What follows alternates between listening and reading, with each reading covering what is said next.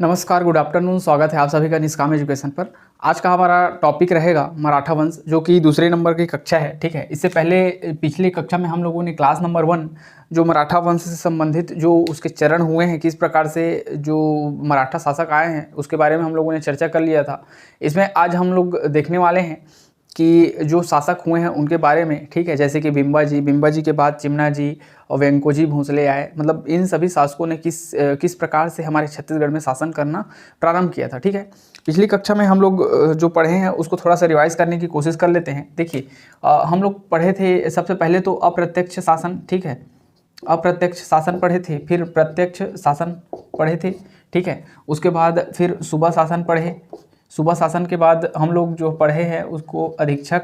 ठीक है, अधीक्षक के बाद हम लोग फिर पुनः भोसला शासक, उसके बाद फिर ब्रिटिश लोग आ गए। ठीक है, तो देखिए ये जो अप्रत्यक्ष शासन है यह कब से कब तक चला, तो 1741 से लेकर के 1741 से लेकर के 1757 तक चला। इसमें जो है दो शासक, हमारे जो छत्तीसगढ़ के कलचुरी वंश के ही दो शासक जो कि अप्रत्यक्ष शासन में शामिल थे। अर्थात अप्रत्यक्ष कहने का मतलब है कि छत्तीसगढ़ तो मराठा के कंट्रोल में था, लेकिन जो मराठा थे वो एक्चुअल में यहाँ ना आकर के नागपुर से ही हमको कंट्रोल करते थे, तो इसलिए वो अप्रत्यक्ष कहलाया। ठीक है, इसमें रघुनाथ सिंह और मोहन सिंह इसमें आ जाते हैं। ठीक है, उसी प्रकार प्रत्यक्ष में जब अप्रत्यक्ष शासन खत्म हो गया, अर्थात ये रघुनाथ सिंह और मोहन सिंह की जब मृत्यु हो गई, कब 1757 में, तब 1757 से लेकर के 1787 तक का बिम्बा जी भोसला इसमें शासन किया था। ठीक है, इसे भी हम लोगों ने इसके मतलब देख लिया था।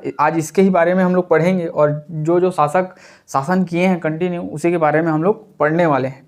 ठीक है, उसके बाद सूबा शासन आया। तो देखिए 1787 में जो है ये बिम्बा जी भोसला जो है ख़त्म हो गया, निसंतान मृत्यु हो गई थी इनकी। ठीक है, उसके बाद जब आया वेंकोजी भोसला, तो वेंकोजी भोसला ने 1788 से 1811 तक का शासन किया सूबा शासन के माध्यम से। इसके बाद सूबा शासन ही चलता रहा और सूबा शासन 1811 से लेकर के 1816 तक का कोई और शासक संभाला।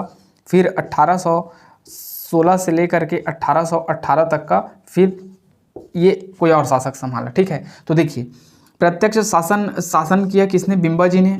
लेकिन सूबा शासन व्यवस्था की शुरुआत जो है वेंकोजी ने किया। सूबा शासन जो है 1788 में चला। ध्यान दीजिएगा, 1788 में सूबा शासन चला और 1788 से 1188 तक का वेंकोजी संभाला सूबा शासन को। ठीक है, वेंकोजी ने संभाला सूबा शासन को।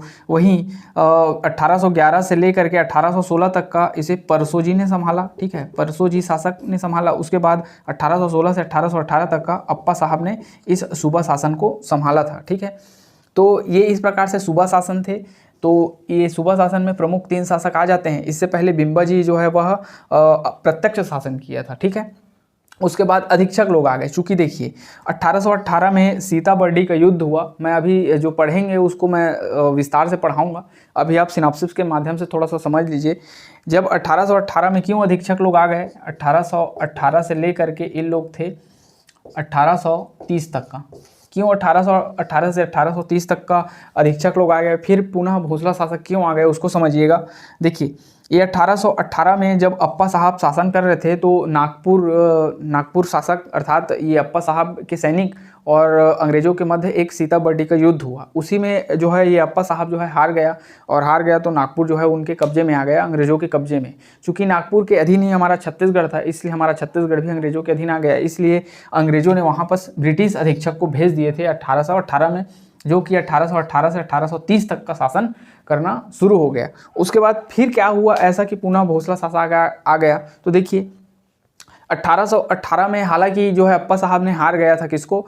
नागपुर को, लेकिन उसी के वंश का एक बालक बचा हुआ था। ठीक है, अर्थात ये जो परसोजी है इसी का ही एक पुत्र बचा था, रघुजी तृतीय। वह उस समय छोटा था, तो ऐसा उस समय वो हुआ था, ऐसा संधि हुआ था कि ये जो रघुजी तृतीय है वह छोटा से जब तक बड़ा ना हो जाए तब तक का क्या करना है, तो अधीक्षक लोग, अंग्रेज लोग वहाँ शासन करेंगे और जैसे ही वो बड़ा हो जाएगा, वयस्क हो जाएगा, शासन को संभालने लायक हो जाएगा, राज्य गद्दी को, तो फिर उसको क्या कर दिया जाएगा? पुनः शासन को सौंप दिया जाएगा, ऐसे करके। ठीक है, तो पुनः भोसला शासक में जो है ये रघुजी तृतीय, जो कि किसका पुत्र था? तो इसका परसोजी का पुत्र था रघुजी रघुजी तृतीय, इसने शासन किया। और ये जो है सूबा शासन के माध्यम से नहीं बल्कि जिलेदारों के माध्यम से शासन करना शुरू किया। इस जिलेदार को भी हम लोगों ने पिछली कक्षा में अच्छे से याद कर लिया था, वही जिलेदार हैं। ये सूबा शासन में 8 लोग सूबेदार लोग आएंगे, इसको भी हम लोग पढ़ लिए हैं, ठीक है। इससे पहले हम लोगों ने जो है इनका वंशों को देख लिया है, शासकों को देख लिया है, ठीक है। अधीक्षक लोग भी, अधीक्षक 6 लोग हैं, इसको भी हम लोगों ने देख लिया था पिछली कक्षा में, ठीक है। तो आज हम लोग ये शासकों के बारे में पढ़ेंगे, ठीक है। शासकों के बारे में हम लोग पढ़ने वाले हैं, तो बिल्कुल आप इसे कंटिन्यू देखिए, अंतिम तक देखेंगे तो आपको बिल्कुल सभी चीज़ें जो है क्लियर हो जाएगी, ठीक है। हम लोग किसी भी चीज़ को छोड़ेंगे नहीं, विस्तार से पढ़ने की कोशिश करेंगे और समझने की भी कोशिश करेंगे। जो ट्रिक के माध्यम से समझाने लायक रहेगा, बताने लायक रहेगा, उसको मैं ट्रिक के माध्यम से आप लोगों को बता दूंगा, ठीक है। तो चलिए शुरू करते हैं। देखिए, जो मराठा शासक है उसको समझने की कोशिश करते हैं। कौन कौन से मराठा शासक हमारे छत्तीसगढ़ में शासन किए। ये जो है नागपुर के भोसला शासक थे, जो कि रघुजी प्रथम से शुरू हुआ, ठीक है। रघुजी तो यहाँ नहीं आए, लेकिन रघुजी का जो पुत्र हुए उन लोग इस जगह पर आना शुरू किए। तो सबसे पहले उसी को देख लेते हैं, ठीक है। तो देखिए, ध्यान से देखते जाइएगा। सबसे प्रथम तो नागपुर में शासन करना शुरू किया था रघुजी ने। रघुजी प्रथम से ही शुरू होता है सब चीज़। इसी का ही 4 पुत्र था, जैसे कि कल मैंने आपको बताया था। एक का नाम था जानोजी, कल जो है ये सबाजी को हम लोग भूल गए थे, ठीक है। तो एक का नाम था सबाजी, एक का नाम था मुधोजी, ठीक है, मुधोजी नाम था, और एक का नाम था बिम्बाजी, ठीक है, एक का नाम था बिम्बाजी। तो देखिए, ये जानोजी को मिला था नागपुर का क्षेत्र, सबाजी को मिला था बरार का क्षेत्र। और ध्यान दीजिएगा दोस्तों, कल जो है एक चीज़ मिस्टेक हो गया था। ये जो मुधोजी है, इसका क्षेत्र जो है वह चांदा महाराष्ट्र वाला क्षेत्र था। कल मैंने आपको बरार वाला क्षेत्र बता दिया था। तो जो बरार वाला क्षेत्र था वह सबाजी का क्षेत्र था, जबकि नागपुर का क्षेत्र जो है जानोजी का था। वहीं बिम्बाजी का क्षेत्र जो है वह छत्तीसगढ़ का था। यही जो है छत्तीसगढ़ में बिम्बाजी प्रत्यक्ष भोसला शासन को लेकर के आएंगे, ठीक है। उसके बाद शासन करेंगे लगभग 27-28 वर्षों तक का। तो देखिए, बिम्बाजी का कोई संतान नहीं था, ये जो है निसंतान था, ठीक है,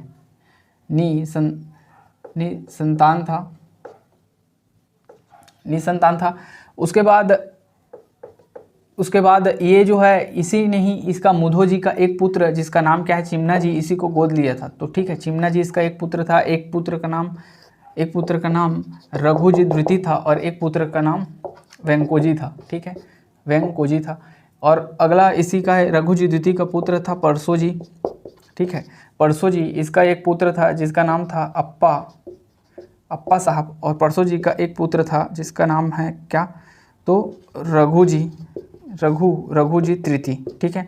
तो देखिए, इन लोगों का ये जो है वंश वृक्ष है, किस प्रकार से शासन किए देखते हैं। देखिए, सबसे पहले तो बिम्बाजी ने शासन किया कब से कब तक, 1757 से लेकर के 1787 तक का, ठीक है।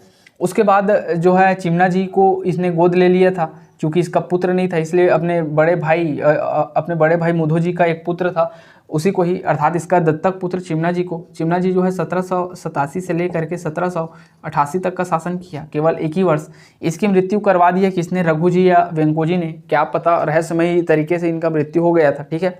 उसके बाद वेंकोजी ने शासन करना शुरू किया। तो वेंकोजी जो है 1788 से लेकर के 1811 तक का शासन किया। उसके बाद ये वेंकोजी के बाद परसोजी ने शासन करना शुरू किया 1811 से लेकर के 1816 तक का, ठीक है। उसके बाद अप्पा साहब ने अपने हाथों में ले लिया, ठीक है, शासन प्रशासन को 1816 से लेकर 1818 तक का। चूँकि 1818 में सीताबर्डी का युद्ध हुआ, ये हार गया, ठीक है।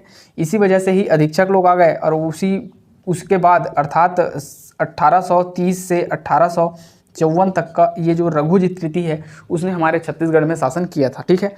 तो इस प्रकार से इनका डेट है, जिसको आपको याद रखना है। यहाँ से जोड़ी मिलाने के लिए आपको पूछ सकता है, ठीक है, डायरेक्ट क्रम को जमाने के लिए पूछ सकता है, और कई प्रकार के क्वेश्चन अगर बनाना चाहे तो यहाँ से बन सकता है।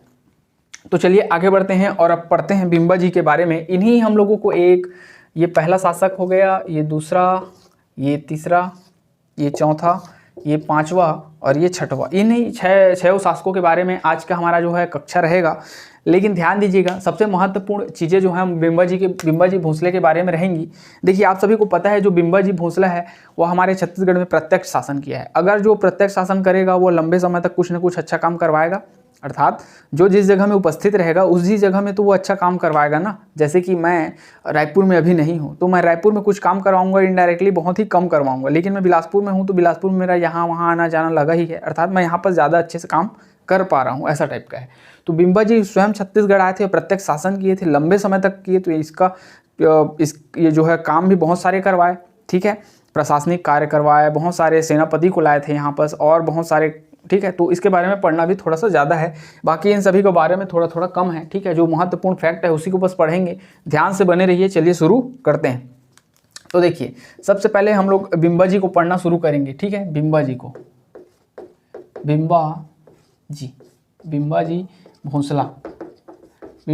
भोसला को हम लोग पढ़ना शुरू करेंगे। तो देखिए इसके बारे में जानने के लिए हम लोग बहुत सारे चीज़ों को जान सकते हैं, लेकिन हम लोग उसको बांट के पढ़ेंगे। कहने का मतलब है कि बिंबा जी भोसला को हम लोग अगर अच्छे से पढ़ना है तो इसको हम लोग बांट लेंगे 5-6 चीज़ों में। जैसे कि इसका सबसे पहले तो इसका क्षेत्र को बांट लेंगे, जैसे कि प्रशासनिक, ठीक है, प्रशासनिक व्यवस्था, ठीक है। पहले तो प्रशासनिक व्यवस्था को देख लेंगे इसका, ठीक है। उसके बाद इसके जो पदाधिकारी हैं, ठीक है, पदाधिकारी के बारे में थोड़ी बहुत चर्चा कर लेंगे, कौन कौन किस किस पद पर आसीन थे, ठीक है। उसके बाद हम लोग देख लेंगे इनके कर व्यवस्था के बारे में, उसके बाद देख लेंगे इनके जमींदारों से रिश्ते के बारे में, जमींदारों से रिश्ता, ठीक है। जमींदारों से रिश्ता कहने का मतलब है कि इनके क्षेत्र में लगभग 32 जमींदार हुए, ठीक है, 32 जमींदार हुए इनके क्षेत्र में, जो कि बहुत ही महत्वपूर्ण है। उन सभी से कैसे किस प्रकार से इनका संबंध कैसा था, रिश्ता कैसा था, जान पहचान कैसा था, क्या ये जो है उन लोगों को मारते पीटते थे या उन लोगों से प्यार मोहब्बत से बात करते थे, ये सभी को देखेंगे, ठीक है। तो देखिए प्रशासनिक व्यवस्था कहने का मतलब है कि इन्होंने प्रशासन के क्षेत्र में क्या क्या काम किए, ठीक है। तो देखिए बिंबा जी भोसले के बारे में सबसे पहले तो उनके बारे में परिचय से देख लेते हैं। परिचय के बारे में क्या बोल सकते हैं इनका, तो देखिए परिचय के बारे में हम लोगों को 2-3 चीज़ों को देखना है। जैसे कि सबसे पहले तो देखिए इनकी राजधानी क्या थी, तो इनकी राजधानी थी रतनपुर, ठीक है, राजधानी क्या थी, रतनपुर थी। वहीं राजधानी रतनपुर होने के साथ साथ इनका सेनापति, ठीक है, सेनापति कौन था, तो सेनापति आप सभी को पता है नीलू पंत था, ठीक है। नीलू पंत, ये वही नीलू पंत है 1741 में भास्कर पंत जिसने आक्रमण किया था हमारे छत्तीसगढ़ में, प्रथम मराठा आक्रमण, ठीक है, उसी का ही ये पुत्र था नीलू पंत, ठीक है। इसी ने ही क्या किया था, देखिए इसके बारे में थोड़ा सा पढ़ लेते हैं। 1770 में इस नीलू पंत ने जो है बस्तर पर आक्रमण किया था दलपत देव, ठीक है। दलपत देव के समय में, दलपत देव जब छत्तीसगढ़ में बस्तर में शासन कर रहा था उसी समय इसने आक्रमण किया था, इसने नीलू पंत ने, ठीक है। उसके बाद देखिए ये जो है आक्रमण तो किया था लेकिन यह जो है असफल था, ठीक है, असफल आक्रमण था, क्योंकि ये सफल नहीं हो पाया था, अपने आक्रमण को, अपने उद्देश्य को पूरा नहीं कर पाया था। उसके बाद देखिए 1778 का वो दिन जब जो है बस्तर जो है छत्तीसगढ़ का अभिन्न अंग बना, ठीक है, अभिन्न अंग बना इसी के समय में, ठीक है। देखिए 1778 में ये जो बिंबा जी है वह क्या किया, बस्तर का शासक कौन था, दरियादेव, ठीक है। 1778 में दरियादेव जो है बस्तर का शासक था। इसी दरियादेव के समय में 1778 में इस बिंबा जी भोसले ने अपने जो नीलू पंत है उसको और त्र्यंबक अभिराव दोनों को भेजा था कोटपाड़ की संधि करने दरियादेव से। इसी कोटपाड़ की संधि के तहत यह फैसला हुआ कि जो ये बस्तर है वह हमारे छत्तीसगढ़ का अभिन्न अंग बन जाएगा, ठीक है, और जो मराठा है वह बस्तर से भी टकोली वसूल कर सकेंगे, ऐसे करके, ठीक है। कुल टोटल जो है दरियादेव जो है कोटपाड़ की संधि किया था, ठीक है, कोटपाड़ की संधि जिसमें 59,000 टकोली। ध्यान दीजिएगा दोस्तों, ये कोटपाड़ की संधि बहुत ही इंपॉर्टेंट है क्योंकि यहीं से ही जो बस्तर है हमारे छत्तीसगढ़ का अभिन्न अंग बना था, ठीक है। अभिन्न अंग कहाँ से बना छत्तीसगढ़, तो इसी कोटपाड़ की संधि से बना। सन था 1778, ठीक है, और शासक कौन था, तो बिंबा जी भोसला था, ठीक है।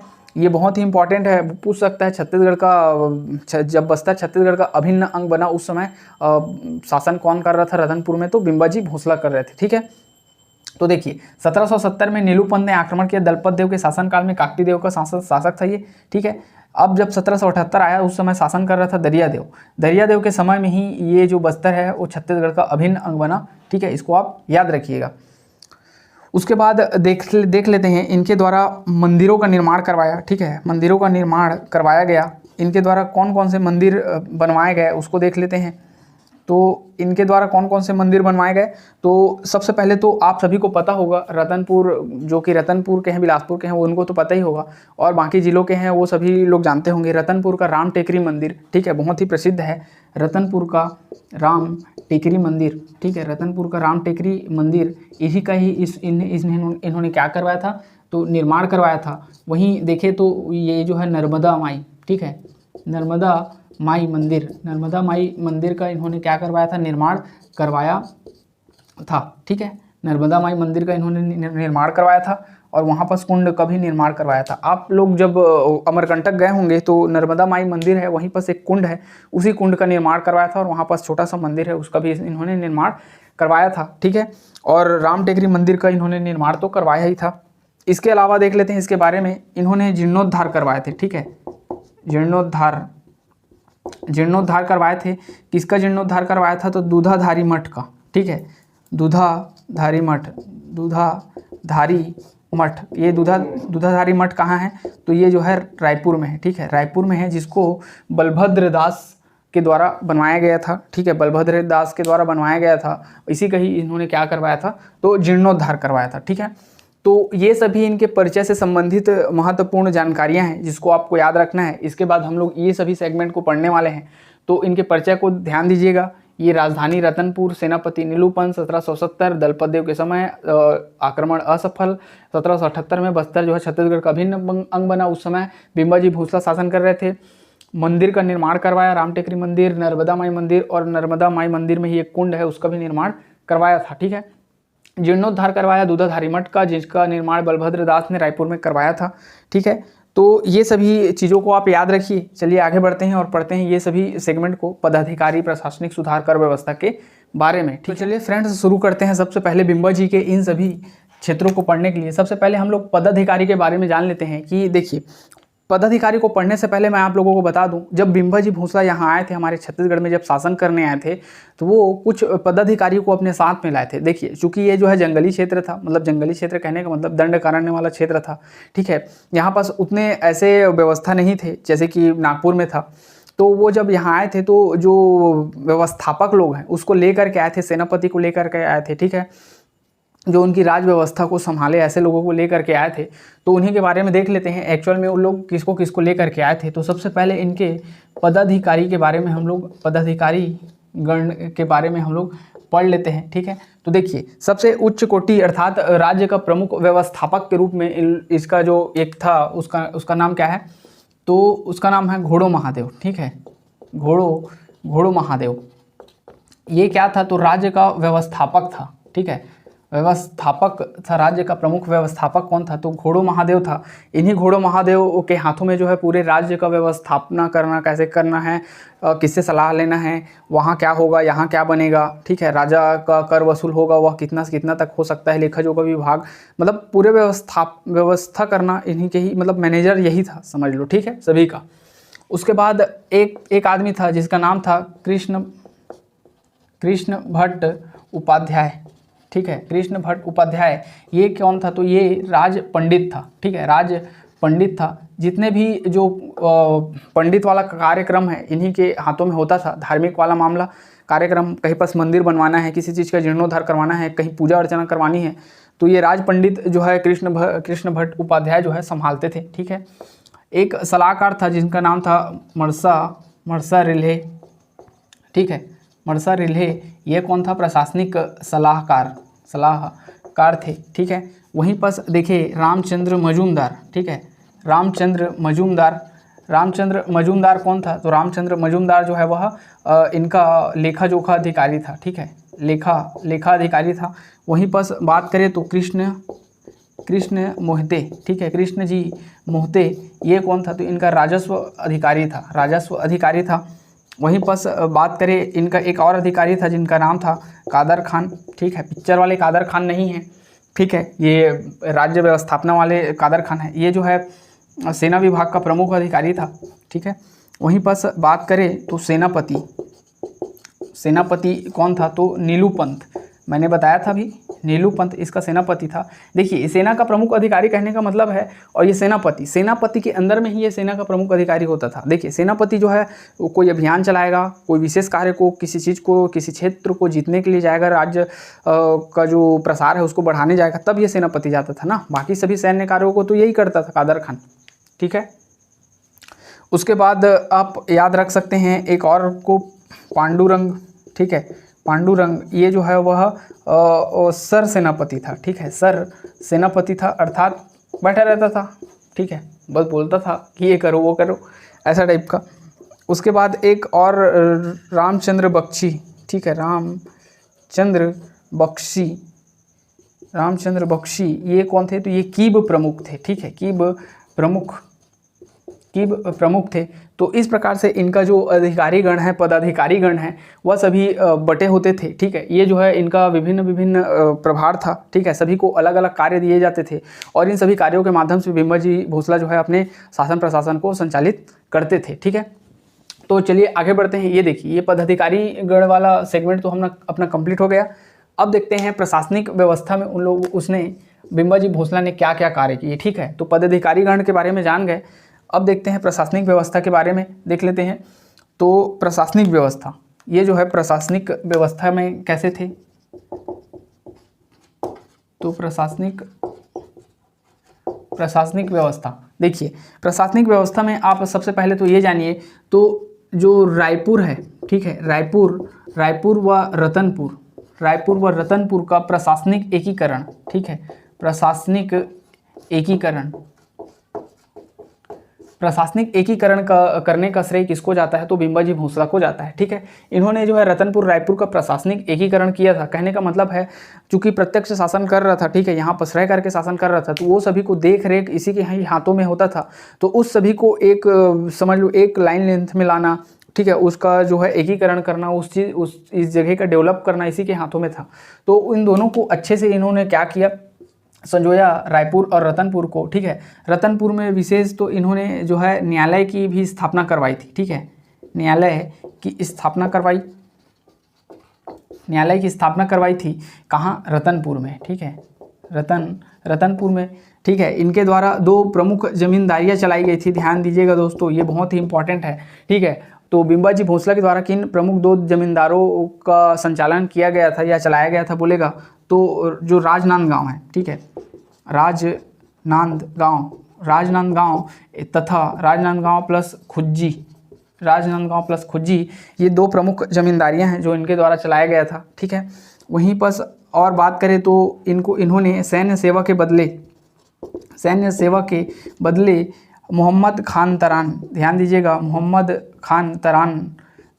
खान तरान नामक व्यक्ति को 5 गांव दान दिए थे, ठीक है, 5 गांव दान दिए थे। कहाँ पर? तो मदनगढ़ के किले के आसपास इन्होंने 5 गांव दान दिए थे मोहम्मद खान तरान को सैन्य सेवा के बदले में, ठीक है। तो प्रशासनिक व्यवस्था से संबंधित ये महत्वपूर्ण चीज़ें हैं, ठीक है। रायपुर रतनपुर का प्रशासनिक एकीकरण किया, उच्च न्यायालय की स्थापना करवाया, ठीक है, जमींदारी व्यवस्था चलाया, ठीक है, सैन्य सेवा के बदले मोहम्मद खान तरान को 5 गांव जो है दान दिया था, ठीक है, मदनगढ़ के समीप, ठीक है। इन्होंने विजयदशमी पर सांस्कृतिक क्षेत्र में भी इन्होंने बहुत बड़ी उपलब्धि हासिल कर रखी थी, ठीक है।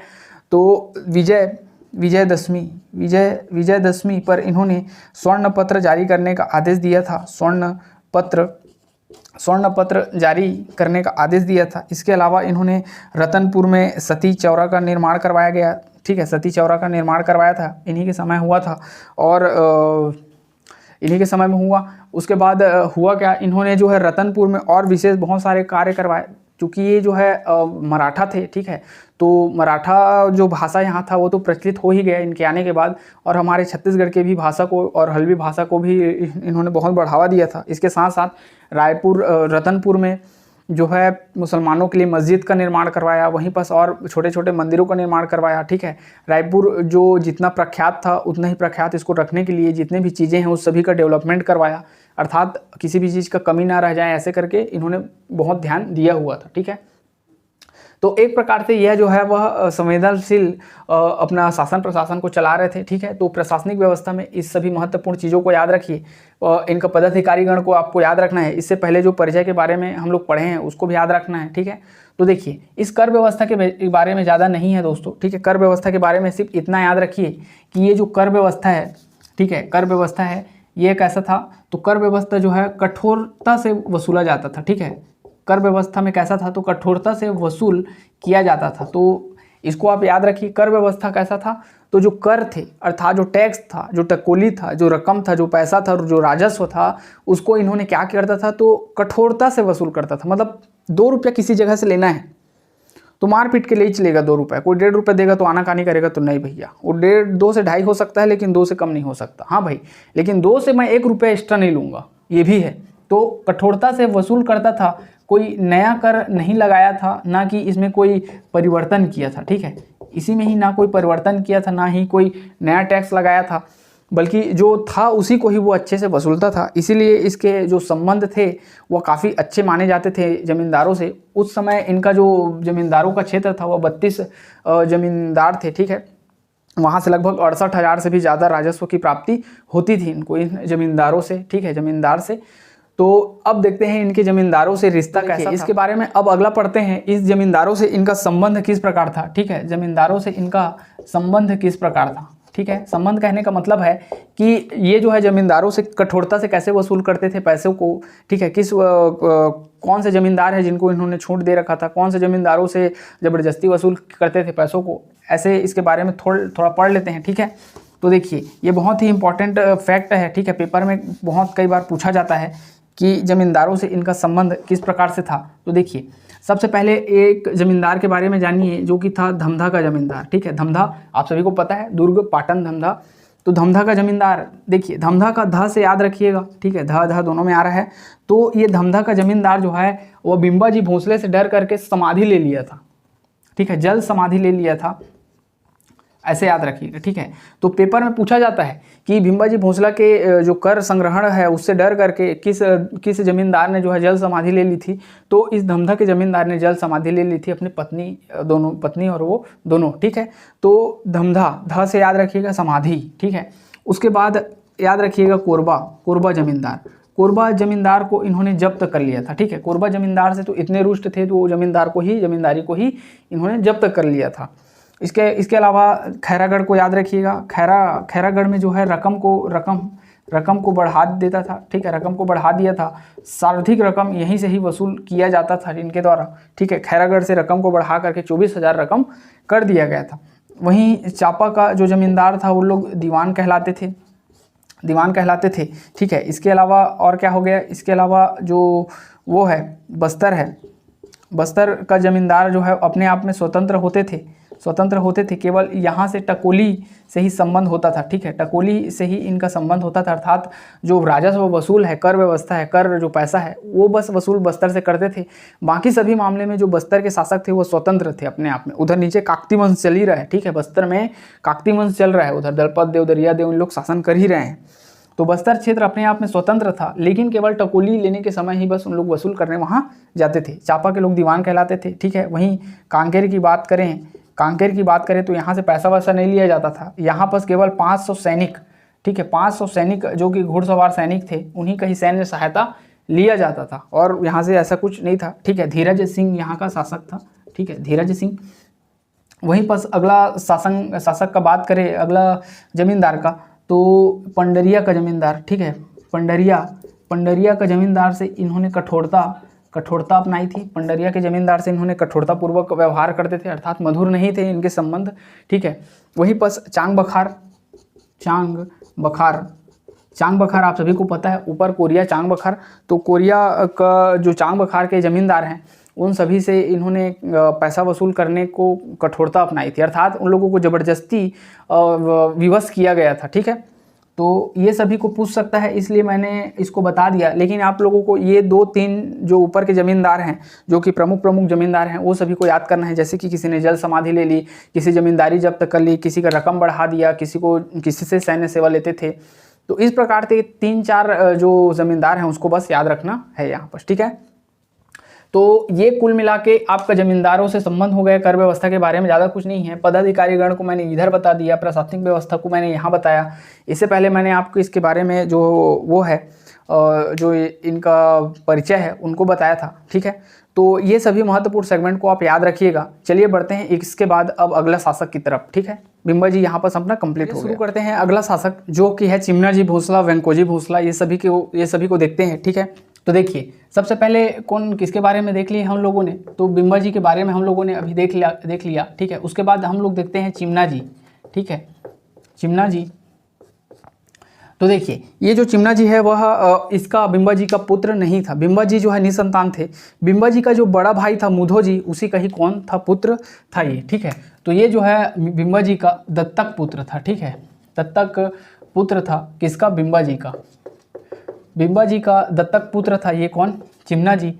ये जो है 1787 से लेकर के 1788 तक का ही शासन किए। केवल 2 वर्षों तक का ही इनका शासन चला, उसके बाद इनका रहस्यमय तरीके से मृत्यु हो गया था। ठीक है, ऐसा माना जाता है कि जो इसी का ही भाई था, बड़ा भाई रघुजी द्वितीय, उसी ने ही इसका हत्या करवा दिया गया था, उसी के द्वारा इसका हत्या करवा दिया गया, ऐसा पता चला। इसके बाद जो अगला शासक बन करके आया हमारे सामने वह था वेंकोजी। ठीक है, वो था कौन, वेंकोजी। वेंकोजी कौन था, तो ये जो है रघुजी। ठीक है, रघुजी द्वितीय का ही छोटा भाई था। ठीक है, रघुजी द्वितीय का ही छोटा भाई था। ध्यान दीजिएगा दोस्तों, ये जो है मैंने 2 ठो भाई बता दिया। ठीक है, ये चिमनाजी भी रघुजी द्वितीय का भाई था और वेंकोजी भी था। वेंकोजी सबसे छोटा भाई था, जबकि चिमनाजी उसका बड़ा भाई था, अर्थात जो वो था बीच का, वो कौन था, चिमनाजी था। सबसे बड़ा रघुजी द्वितीय था, जबकि सबसे छोटा वेंकोजी था। तो वेंकोजी भोसला जो है बन करके शासक आया। और वेंकोजी का शासन कब से कब तक का चला, तो वेंकोजी का शासन आप सभी को पता होगा, ये जो 1788 है, इसके बाद इसने सूबा शासन के माध्यम से हमारे छत्तीसगढ़ में शासन शुरू किया और 1811 तक का इसने शासन किया। 1811 में इनका मृत्यु बनारस अभियान के तहत हो गया। ठीक है, तो इसको भी आप याद रखिएगा। तो 1788 से 1811 तक का रघुजी द्वितीय जो है रघुजी द्वितीय का या जो है छोटा भाई था। ठीक है, रघुजी द्वितीय का छोटा भाई था वेंकोजी।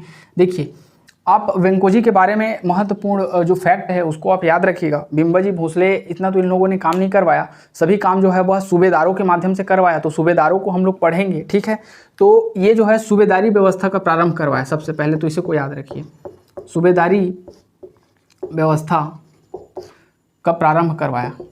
तो देखिए सूबेदारी व्यवस्था क्या था, तो बिंबाजी भोसला तो अपना शासन करके चला गया, मर भी गया वो। ठीक है, उसके बाद चिमनाजी आया, उसको भी मार डाले। अब आ गया वेंकोजी भोसला। वेंकोजी भोसला ने क्या किया, सूबेदारी व्यवस्था का चालन शुरू किया। ठीक है, सूबेदारी व्यवस्था का चालन कैसे किया, वो लोग हमारे छत्तीसगढ़ को एक सूबा मानते थे। सूबा का मतलब होता है कोई एक विशेष प्रकार का क्षेत्र जिसको अधिकृत किया गया हो। ठीक है, कोई ऐसा क्षेत्र जिसको अधिकृत किया गया हो, उस समय उसको सूबा कहते थे, और सूबे का प्रमुख को सूबेदारी कहते थे, सूबेदार कहते थे। ठीक है, तो उन्हीं सूबेदार को भेज करके इन्होंने हमारे छत्तीसगढ़ में शासन करना शुरू किया। ठीक है, खुद तो नहीं आए, तो ज़्यादा कुछ काम करेंगे नहीं, केवल 2 या 3 बार आए थे। ठीक है, तो सूबेदारी व्यवस्था का प्रारंभ करवाया। कुल 8 सूबेदार उस समय हुए थे। ठीक है, कुल 8 सूबेदार। इन सभी के बारे में हम लोगों ने ट्रिक में पिछले वीडियो में पढ़ लिया है, और इनके बारे में कौन कौन थे उसको पढ़ा है। इनके बारे में डिटेल जो है अगले वीडियो में पढ़ेंगे। तो ये जो है सूबेदारों के माध्यम से शासन करना शुरू किए। वेंकोजी भोसले के बारे में याद रखिएगा, इन्होंने सूबेदारी व्यवस्था का प्रारंभ किया। 8 सूबेदार यहाँ पास नियुक्त हुए थे। ठीक है, कुल।